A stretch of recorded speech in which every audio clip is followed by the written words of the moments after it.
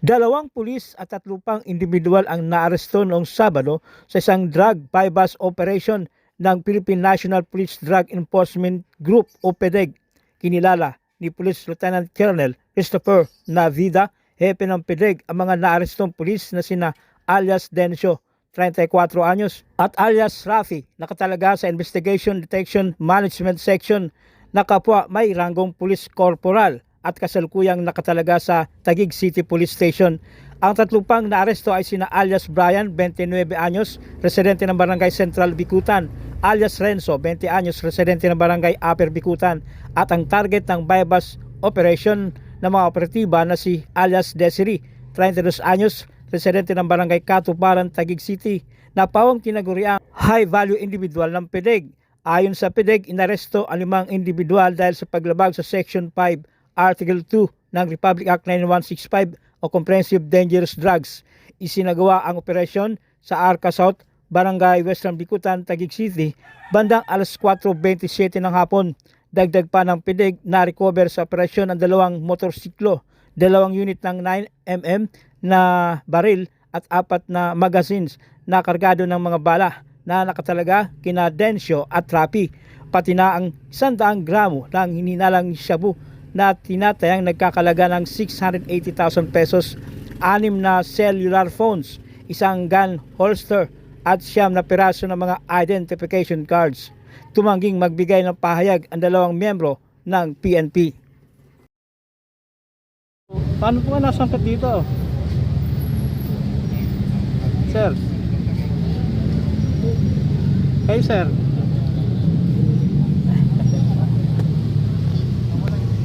First time nahuli o dati na kayo nahuli? Ngayon lang po. Ha? Ngayon lang po. Ngayon lang. Bakit nasangkot kayo dito, ma'am?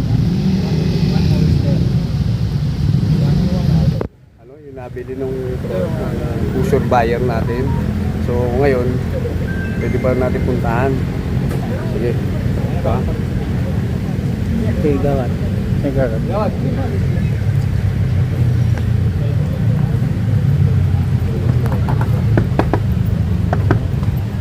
Buksan niyo, sir.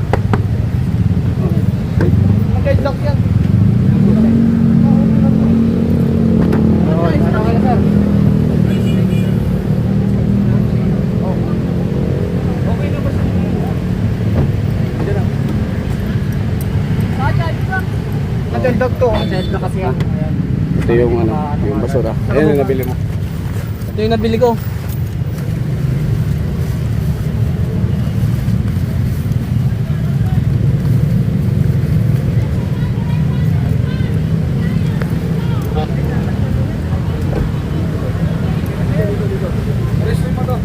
Kasama ng ano?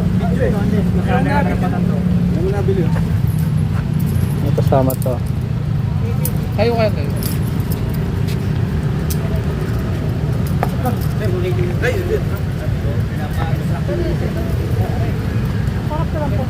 lang. Kahit sarang na lang. Kasama ng Aresto ka namin sa paglabag sa RA 9165 Comprehensive Dangerous Act of 2002. Ikaw may karapatang manahimik. Ano man ang sabihin mo ay magagamit laban sa iyo sa anumang hukuman dito sa Pilipinas. Ikaw may karapatan na pumili ng iyong abogado na may kakayahan at malaya. Wala kang kakayahang bayaran ang serbisyo ng isang abogado. Maglalaan ng gobyerno ng isa para sa iyo. May karapatan kang makausap ang abogado mo bago at habang ikaw iniimbestigahan. May karapatan kang ipaalam sa iyong pamilya at kamag-anak na at sino man ang gusto mong paalaman kung na ikay inaresto at iyong pinaroroonan. May karapatan ka pumili ng iyong doktor na magsasagawa ng eksaminasyong pisikal. Kung wala kang kakayahang kumuha nito, ang gobyerno ay maglalaan ng isa para sa'yo. Naiintindihan mo ba ang karapatan ito? mga pulis kami ng ng PDEG Oyo NCR. Kayo ay hinuhuli namin sa pagbebenta ng illegal na droga. Kaya may karapatang manahimik kung magsawalang kibo. Ano yung sabihin ay maaaring gamitin pabor o laban sa inyo sa anumang hukuman. Kayo rin ay may karapatang kumuha ng sariling abogado. Kung wala kayong kakayahan, ito ay pagkakalob sa iyo ng gobyerno. Naunawaan nyo ba ang yung mga karapatan?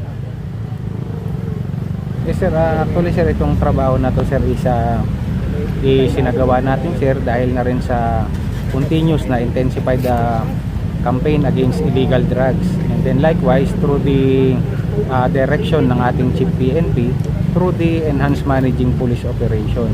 Kaya ginawa natin tong bypass operation ngayong hapon. And then we found out na meron pong mga involved na ating mga kapulisan, no? Nakakalungkot man, pero dahil sa tawag ng trabaho is kasama rin po sila na ating kakasuhan. Considering na sila is involved dito sa transaction against dito sa mga illegal drugs. Sasabi natin na naging organized sila kasi grupo na po sila na nagtatrabaho. Kaya ito, we found out na sila is involved din. Kasama sila nung pinaka main subject natin. So, conspiracy po ang ano. Sa ngayon, nakadetine na ang 2 pulis at 3 iba pang HBI at naharap sa kasong kriminal na inihanda upang matiyak ang pananagutan sa ilalim ng batas. Harapin nila yung ano, hindi naman tayo nagkulang ng paalala sa mga pulis natin. Part ng ano yan ng internal cleansing natin sa mga tropa natin. Luminya kayo sa ganyan, iharapin nyo.